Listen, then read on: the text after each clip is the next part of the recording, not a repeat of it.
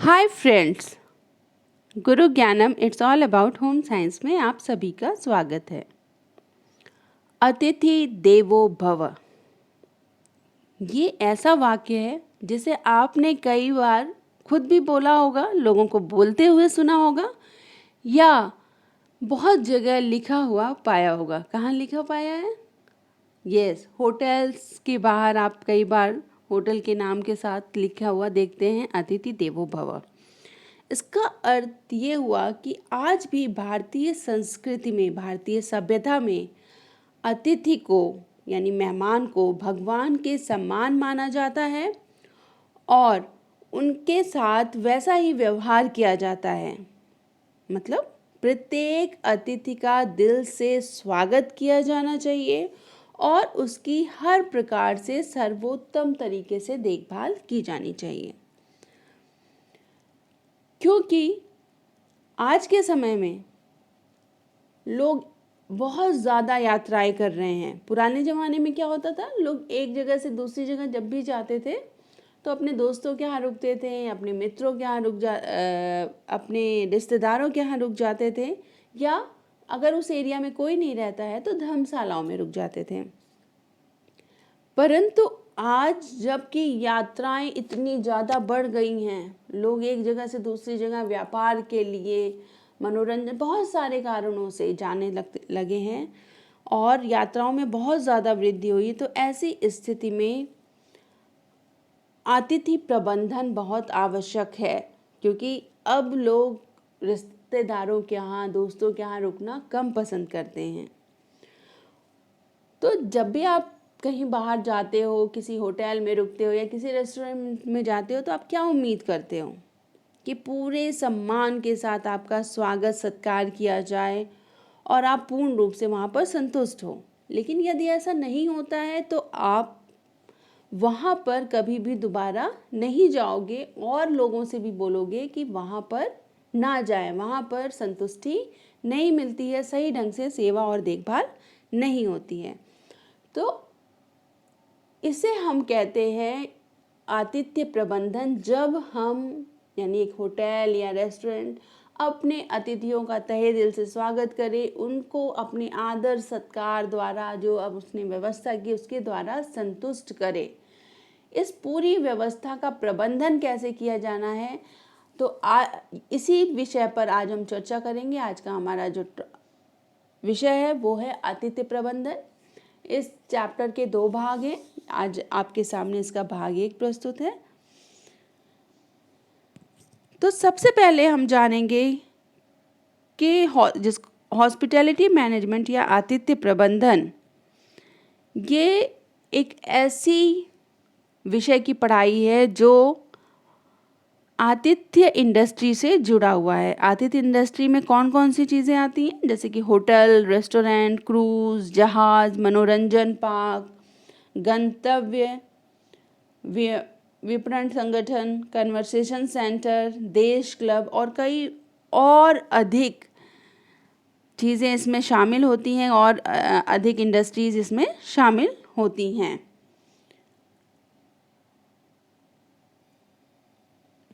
आतिथ्य प्रबंधन का महत्व क्या है? वैश्वीकरण यानी कि ग्लोबलाइजेशन की बात हम करते हैं। आज के समय में वैश्वीकरण हो गया है, जिसके कारण आज विश्व बहुत छोटा सा प्रतीत होने लगा है। पूरी दुनिया बहुत छोटी है। हम एक स्थान से दूसरे स्थान कैसे पहुंच जाते हैं, कैसे लोगों के बारे में जान जाते हैं, यहाँ बैठे हैं हमें पता है और देश में क्या हो रहा है। इसका मतलब कि दुनिया बहुत छोटी है।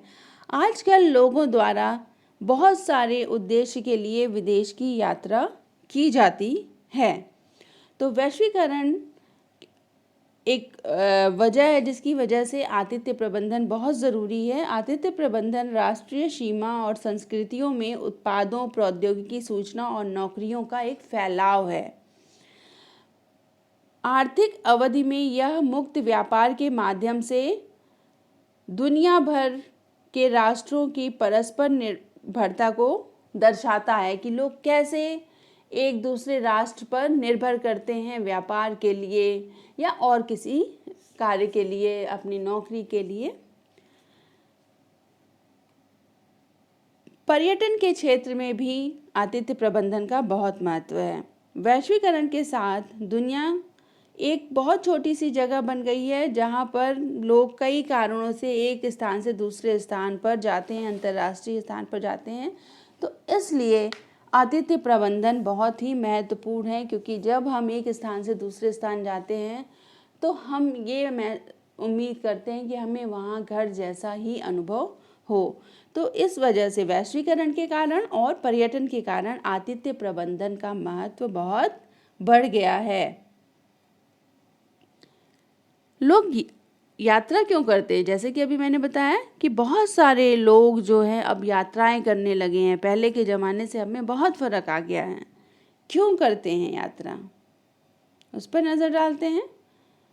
व्यावसायिक उद्देश्य के लिए या सरकारी उद्देश्य के लिए व्यापारिक यात्राएं मुख्य रूप से क्यों की जाती हैं? कच्ची सामग्री लाना है या तैयार उत्पाद को खरीदना है, बेचना है। इस उद्देश्य से अपने व्यापार को आर्थिक रूप से फैलाने के लिए और अधिक फैलाने के लिए बाज़ार में सर्वेक्षण के उद्देश्य से, जैसे कि आप कोई प्रोडक्ट बना रहे हैं, कोई सामान बना रहे हैं, उसे कहाँ पर बेच सकते हैं, उस एरिया का सर्वेक्षण करेंगे। उसके उद्देश्य से, व्यापारिक मंत्रणाओं के उद्देश्य से और उत्पादन संबंधी जागरूकता फैलाने या विज्ञापन इत्यादि के उद्देश्य से आप क्या करते हैं? एक जगह से दूसरे जगह की यात्रा करते हैं। या कोई भी सरकारी कारण हो सकता है जिसकी वजह से यात्रा करते हैं। खाली समय, ये भी एक कारण है कि आजकल बहुत सारे काम हम ऐसे डिवाइसेस से कर लेते हैं जो हमारे समय को और ऊर्जा की बचत करते हैं। तो लोगों के पास खाली समय होता है, उस खाली समय में हम बाहर जाना, घूमना फिरना पसंद करते हैं। विपणन उत्पाद, यानी कि जो भी उत्पाद बनाया है, कोई भी कंपनी है, कोई इंडस्ट्री है, कोई भी प्रोडक्ट बनाती है, तो उसको बेचने के उद्देश्य से यात्राएं करती हैं।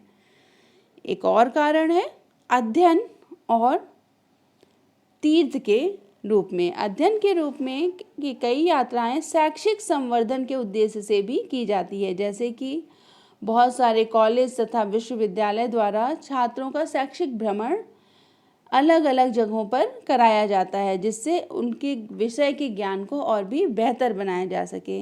या कई बार लोग तीर्थ यात्रा के उद्देश्य से एक स्थान से दूसरे स्थान में जाते हैं, एक राज्य से दूसरे राज्य में जाते हैं, जैसे कि किसी ने वैष्णो देवी की यात्रा की है, मानसरोवर की यात्रा की है, हज जाते हैं लोग। तो इस तरीके से यात्राएं, तीर्थ यात्राएं भी की जाती हैं। स्वास्थ्य देखभाल की मांग, यानी कि स्वास्थ्य संबंधी उद्देश्य। स्वास्थ्य की वजह से भी बहुत सारी यात्राएं की जाती हैं। विशिष्ट प्रकार के इलाज के लिए या किसी प्रख्यात डॉक्टर या अस्पताल से इलाज कराना है, ऑपरेशन कराने के उद्देश्य से ये वाली यात्राएं की जाती हैं। जैसे कि भारत में मेडिकल सुविधाएं बहुत ही बेहतर हैं और देशों से सस्ती हैं। तो भारत के जो प्रमुख अस्पताल हैं वहाँ पे बड़ी संख्या में विदेशी आकर अपना इलाज करते हैं, दूर देश से लोग आके अपना इलाज करते हैं। या कई बार हम रिश्तेदारों से मिलने जाते हैं, खरीदारी करने के लिए जाते हैं। ये भी भ्रमण करने का, घूमने का एक कारण हो सकता है। तो इसलिए अतिथि प्रबंधन इन सब स्थानों पर बहुत ज़रूरी है। इसके बाद यात्रा करते समय किस चीज़ की आपको ज़रूरत होती है?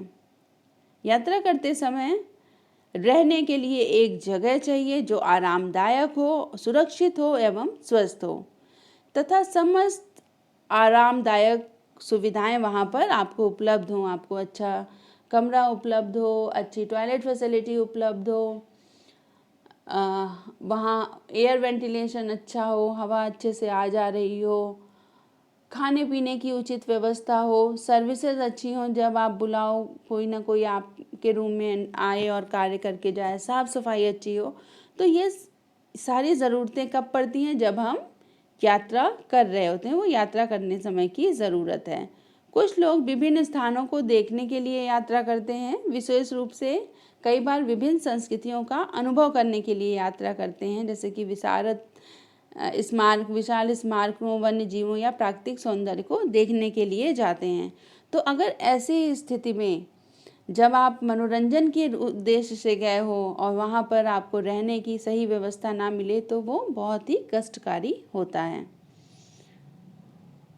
बुनियादी अवधारणा क्या है, इसमें हम आतिथ्य के बारे में जानेंगे कि अतिथि और मेजबान के बीच एक संबंध है। यानी कि अतिथि जो मेहमान आते हैं और जो मेजबान जहाँ पर वो आ रहे हैं, जो उनका स्वागत सत्कार करेंगे, उन्हें हम मेजबान कहेंगे, उनके बीच एक संबंध है।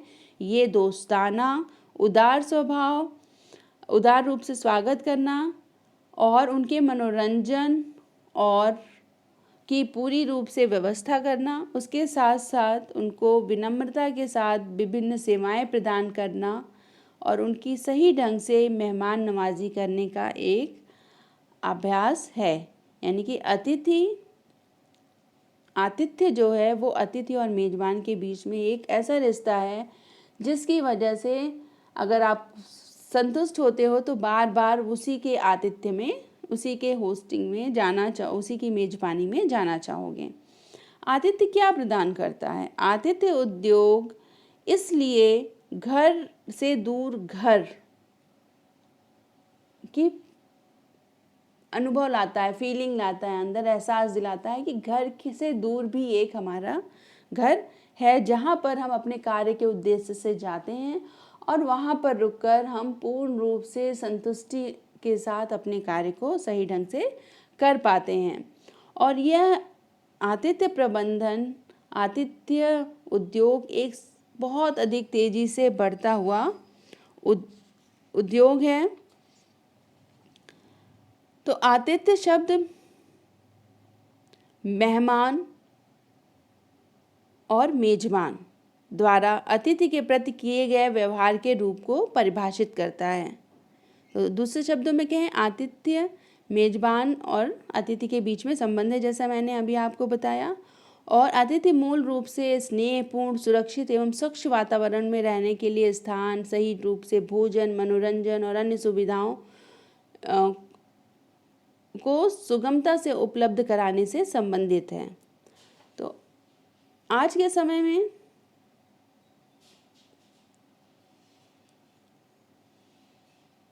बहुत सारे प्रतिष्ठान हैं जो आतिथ्य सेवाएं प्रदान करते हैं। वो कौन कौन से हैं? होटल बड़े व्यापारिक प्रतिष्ठान होते हैं जो अपने अतिथियों को आवास, भोजन तथा विभिन्न प्रकार की सेवाओं को और सुविधाओं को प्रदान करते हैं। मोटल होते हैं। मोटल होटलों की अपेक्षा क्या होते हैं? थोड़े छोटे व्यापारिक प्रतिष्ठान होते हैं। हालांकि आम तौर पर ये, जैसे कि होटल में आपको सुविधाएं सारी मिलती हैं, वो यहाँ भी मिलती हैं। रहना, खाना, पीना, ये सारी सुविधाएं मिलती हैं। इनमें और होटलों में सबसे बड़ा अंतर क्या होता है कि मोटल में कमरों के समीप या उनके सामने ही पार्किंग की सुविधा होती है। विदेशों में बहुत सारे जो मोटल्स हैं वो कमरों का दरवाज़ा पार्किंग स्थल में ही खुलता है। आप अपने यहाँ गाड़ी से गए हैं, वहीं पार्क करिए, वहीं पर दरवाज़ा है आपके रूम का। तो इस प्रकार के प्रतिष्ठान अक्सर राष्ट्रीय एवं राजकीय राजमार्गों पर स्थित होते हैं जहाँ यात्री रात भर के लिए ही रुकते हैं। फिर लॉज या आवास, नाम से आपको समझ में आ रहा होगा, छोटे छोटे जो शहर होते हैं, कस्बे होते हैं, वहाँ पर मुख्य बाजार या उनके आसपास लॉज बने हुए होते हैं। लॉज में सिर्फ सोने की व्यवस्था ही होती है और उसी के लिए सोने के लिए किराए का स्थान प्रदान किया जाता है। जबकि कुछ लॉज में चाय पानी के साथ हल्का फुल्का नाश्ते की भी सुविधा उपलब्ध होती है। इसके अलावा रिजॉर्ट यानी सैरगाह, बड़े होटल की तरह रिजॉर्ट भी बड़े व्यावसायिक प्रतिष्ठान होते हैं और मुख्य रूप से खूबसूरती की वजह से इनको लोग जानते हैं, क्योंकि रिजॉर्ट बहुत ही खूबसूरत होते हैं। ऐसी जगहों पर बनाए जाते हैं जहाँ खूबसूरती बहुत होती है। चार दीवारी के अंदर जहाँ रिजॉर्ट होते हैं वो पूरे रिजॉर्ट के अंदर सारी सुविधाएं उपलब्ध होती हैं। आपको खेलना, खाना पीना, स्विमिंग पूल, बड़े मैदान, ये सभी सुविधाएं उपलब्ध होती हैं। अर्थात जहाँ पर आप अपना पूरा दिन अवकाश के रूप में बिताना चाहते हैं वो सभी सुविधाएं वहाँ उपलब्ध होती हैं। फिर इसके अलावा सुसज्जित अपार्टमेंट होते हैं, यानी सुसज्जित फ्लैट। कई इस प्रकार के जो प्रतिष्ठान होते हैं वो सभी सेवाएं अतिथि को एक आवास के रूप में देते हैं। एक बिल्कुल जैसे ही घर होता है वो घर जैसी व्यवस्था होती है, लेकिन सभी सुविधाएं ये फ्लैट में दी जाएंगी। सुसज्जित फ्लैट में अधिकतर पर्यटक या व्यक्ति रुकते हैं, वही व्यक्ति जो लंबे समय तक या पूर्ण निजता के साथ रहना चाहते हो, वो अपना होल किचन पे अपना होल रखने चाहते हो, अपने हिसाब से खाना पीना चाहते हो, वो ही सुसज्जित अपार्टमेंट में रहते हैं। इसके अलावा सुसज्जित शिविर या कैंप होते हैं। यहाँ पर लोग को ऐसा आतिथ्य प्रदान करते हैं जो प्रकृति के करीब रहना चाहते हैं, जैसे पैदल लंबी यात्रा करते हैं, जो हाइकिंग करते हैं या जोखिम भरे एडवेंचरस गेम्स में भाग लेते हैं, उनके लिए सुसज्जित शिविर कैंप्स की व्यवस्था होती है। वो जगहें जहाँ पर आतिथ्य सेवा प्रदान की जाती है। अगर हम हॉस्पिटैलिटी आतिथ्य उद्योग की बात करते हैं तो कहाँ कहाँ पर? मनोरंजन, आतिथ्य सत्कार और मनोरंजन, वहाँ पर आपको सुविधाएं प्रदान की जाती हैं। बैठक और इवेंट्स, वहाँ पर आतिथ्य सुविधाएं प्रदान की जाती हैं। आवास या फ्रंट कार्यालय, प्रमुख कार्यालय, वहाँ पर आपको आतिथ्य सेवाएं प्रदान की जाती हैं। खाद्य एवं पेय सेवा में भी अगर आप जाते हैं, ऐसे रेस्टोरेंट में जाते हैं, वहाँ पर आपको आतिथ्य सेवा प्रदान की जाती है। और पर्यटन टूरिज्म में भी आपको आतिथ्य सेवाएं प्रदान की जाती हैं। तो आतिथ्य क्रियाओं से संबंधित विभिन्न विभागों को हमें अगर और अच्छे से समझना है तो हमें अतिथि चक्र को समझना ज़रूरी है, अतिथि चक्र की संकल्पना को समझना ज़रूरी है। मेहमानों के शारीरिक रूप से एक होटल में कदम रखने से पहले ही आतिथ्य चक्र शुरू हो जाता है। अभी मेहमान पहुंचा नहीं है, उससे पहले ही आतिथ्य चक्र शुरू हो जाता है। यानी कि अगर हम कहें तो आतिथ्य चक्र का तात्पर्य उन चरणों से है जिसमें कोई अतिथि होटल में आता है, रुकता है और फिर चला जाता है। Guest arrive, stay and then check out. तो आतिथ्य चक्र के 4 चरण हैं जो महत्वपूर्ण हैं बहुत। पहला है प्री अराइवल, यानी आगमन पूर्व समय। फिर उसके बाद आगमन होता है अतिथि का। उसके बाद कमरे पर आधिपत्य और फिर प्रस्थान। ये 4 स्टेजेस हैं अतिथि चक्र की। सबसे पहली अवस्था है आगमन पूर्ण चरण। आगमन पूर्ण चरण की मतलब है कि अभी अतिथि होटल में आया नहीं है, लेकिन उसके आने के पहले ही सारी गतिविधियां होटल में पहले ही शुरू हो गई हैं। इसे आगमन पूर्व अवस्था कहा जाता है और मुख्य रूप से इसमें अतिथि को कमरे तथा अन्य सुविधाओं को सबसे बेहतर रेट पे देना, यानी उसको रेट निर्धारित किया जाता है कि किस रेट पर उसको सुविधा दी जाएगी, और अतिथि तथा होटल के बीच रेट की सहमति पर बन जाने पर कमरा आरक्षित किया जाएगा। ये तो हो गया आगमन पूर्व चरण। उसके बाद जब निर्धारित हो गया कि कौन सा रूम देना है, कितने रेट पे देना है, अब आता है दूसरा चरण आगमन चरण, यानी कि अब अतिथि अराइव होगा अपने समय के अनुसार। इस चरण में अतिथि को होटल में रहने के लिए आगमन होता है। होटल में आने पर अतिथि के स्वागत के पश्चात उसका नाम होटल के रजिस्टर में दर्ज किया जाता है, जिसके बाद उसे जो भी रूम उसके लिए आरक्षित किया गया उसकी चाबी दी जाती है। और इस प्रकार की प्रक्रिया को चेक इन प्रक्रिया कहते हैं कि अब अतिथि होटल में आके चेक इन कर चुका है। तीसरी अवस्था आती है कमरे पे आधिपत्य या अधिभोग की अवस्था। इस चरण में अतिथि के कमरे में जाने के बाद उसकी आवश्यकताओं के अनुरूप सभी अतिथि सेवाएं उसको प्रदान की जाएंगी। जब भी उसे जो चाहिए वो चीज़ें प्रदान की जाएंगी। इन सभी सेवाओं का एकमात्र क्या उद्देश्य होता है कि उपभोक्ता को संतुष्ट करना है, अतिथि को संतुष्ट करना है, ताकि अतिथि भविष्य में भी उसी होटल में, उसी प्रतिष्ठान में आकर रुके और दूसरों को भी प्रोत्साहित करे कि वहाँ तो हमें बहुत अच्छा लगा था, वहाँ आप जाओ। होता है या नहीं ऐसा? कई बार हम एक होटल या रेस्टोरेंट, होटल में रुक के आते हैं या आप किसी रेस्टोरेंट में खा के आते हो, वहाँ के खाने से, वहाँ के जो सेवाएं प्रदान की गई उससे आप बहुत खुश होते हो, तो आप अपने दोस्तों को, अपने रिश्तेदारों को बताते हो कि जब भी वहाँ जाना तो वहीं पर रुकना, उसी होटल में रुकना, उसी मोटेल में या उसी लॉज में रुकना, क्योंकि वहाँ पे सुविधाएं बहुत अच्छी हैं। तो दूसरे शब्दों में कहें, इस चरण का मुख्य उद्देश्य है ग्राहक की निष्ठा को पाना और उसे बनाए रखना, क्योंकि एक ग्राहक अगर आपसे संतुष्ट है तो वो 10 और ग्राहकों को आपके पास भेजेगा। उसके बाद आता है, लास्ट स्टेज आती है प्रस्थान।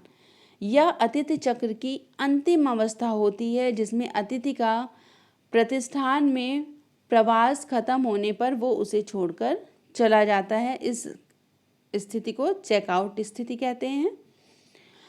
होटल से चेकआउट करने के दौरान अक्सर अतिथि को एक फीडबैक फॉर्म दिया जाता है ताकि होटल अपनी सेवाओं के विषय में अतिथि की राय को जान सके, उसके सुझाव को जान सके। इससे होटल को क्या फैसिलिटी मिलती कि भविष्य में वो अगर सुधार की गुंजाइश है तो वो उसको पूरा कर सके और अधिक बेहतर सुविधा प्रदान कर सके। तो इसी क्रम में अतिथि इतिहास आता है, क्योंकि जैसा ही मैंने कहा कि एक अतिथि के आने के पहले ही सारी प्रक्रिया शुरू हो जाती है और एक अतिथि चक्र शुरू हो जाता है। तो अतिथि इतिहास रखना बहुत ज़रूरी है। अतिथि इतिहास का अर्थ है अतिथि का अप टू डेट रिकॉर्ड। एक अतिथि कब आया, कब गया, वो पूरा रिकॉर्ड होना चाहिए। कमरे में आधिपत्य कितने दिन तक था, कितने दिन तक रुका, वो अतिथि के बारे में जो भी जानकारियां हैं, जो सेवाएं उसने ली हैं, वो सभी की जानकारी और उसकी क्या राय है, उसने क्या फीडबैक दिया है, वो भी रिकॉर्ड में रखना। कितनी पेमेंट की है, ये सभी कुछ अतिथि इतिहास के रूप में हर होटल, हर मोटेल में, हर लॉज में सुरक्षित रखा जाता है। आप यहाँ देख पा रहे होंगे अतिथि इतिहास को कि एक अतिथि कितनी बार होटल में आया है, कौन से रूम नंबर में रहा है, कितने समय तक रहा है, कितनी उसने पेमेंट करी है, ये सारा कुछ उसका रिकॉर्ड रखा जाता है। तो इसे अतिथि इतिहास कहते हैं। आज के लिए बस इतना ही। इसके अगले वीडियो में आप आतिथ्य में शामिल विभाग के बारे में जानेंगे, उसका आतिथ्य प्रबंधन कैसे किया जाता है, कौन कौन से क्षेत्र हैं आतिथ्य प्रबंधन के, एवं जीविका के अवसर के रूप में, करियर के अवसर के रूप में आप इसे कैसे देखते हैं। मैं उम्मीद करती हूँ कि आज मैंने जो भी पढ़ाया वो आपको समझ में आया होगा। थैंक्स फॉर वॉचिंग गुरु ज्ञानम, it's all about home science. Like ज़रूर करें, शेयर और सब्सक्राइब भी करें। कमेंट, अगर आप कुछ कंफ्यूज हो रहे हैं, किसी टॉपिक को आपको ठीक ढंग से समझ में नहीं आया है या कुछ जानकारी चाहते हैं, तो कमेंट बॉक्स में कमेंट ज़रूर करें। और हाँ, बेल बटन दबाना ना भूलें। तो वेट करिए इसके पार्ट 2 का। Thank you so much.